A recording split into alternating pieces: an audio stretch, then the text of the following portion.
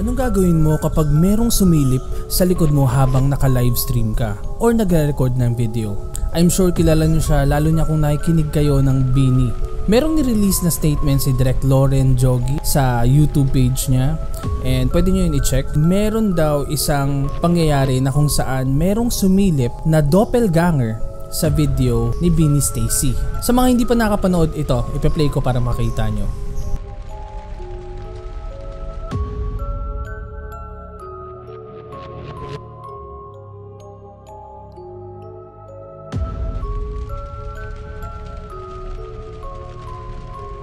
Medyo creepy tong video na to, pero kung papansinin mo, sabi nila kamukha daw ni Bini Joanna yung sumilip.